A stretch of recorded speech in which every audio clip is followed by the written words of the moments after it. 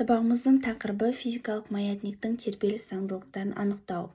Және де біз бұл сабақта физикалық маятниктің тербеліс заңдылығын аз ауытқу бұрышымен зерттеу, және де соған қоса таяқша маятниктің тербеліс периодының таяқшаның іліну нүктесінен массалар центріне дейінгі арақашықтықты эксперимент жүзіндегі нәтижені пайдаланып, оны теориялық заңдылықпен салыстыру, және де өлшеп алынған нәтижелердің ауырлық үдеуін табу мақсатымыз болып табылады.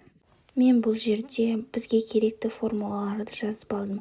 Яғни алдағы есептеулер кезінде бізде қиындықтар туындамас үшін осы формулаларды пайдаланып есептегеніміз дұрыс деп шештім. Біз кестеміздің бірінші бағанында толық есептеулер санын, яғни 25 рет есептегенімізді көрсеттім.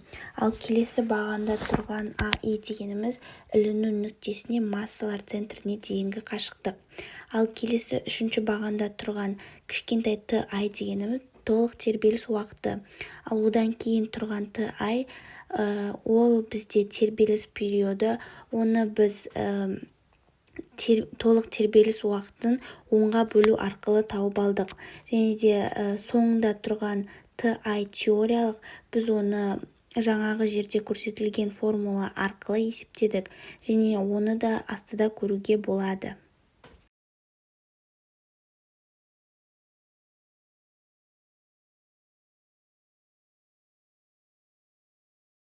Іліну призмасын центрге қарай бір белгіге жылжыта отырып, әрбір белгі үшін тербеліс уақытын өлшеп, жаңағы кестеде көрсеткен болатынбыз.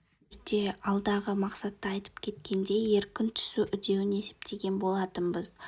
Бұл жерде бізде LO тұрақты 0,52-ге тең, оның формуласы GI тең 4π квадрат көбейту LO бөлінген тербеліс периодының квадраты. Және де осы жерде біз оны кез келген 5 мәнді алып есептедік. Содан кейін біз оның орташа мәнін есептеген болатынбыз. Ал бұл беттің соңында біз салыстырмалы және абсолютті қателікті есептегенімізді көрсетіп отырмыз. Бұл сабақты қорыта айтқанда біз алда айтып кеткен мақсатымызға жеттік. Яғни ауырлық күшінің еркін түсу үдеуін есептеген болатынбыз, және де физикалық маятниктің тербеліс заңдылықтарын анықтадық. Соған байланысты бірнеше жаңа формулаларды үйрендік. Сіздерге алдағы күндері сәттілік тілеймін.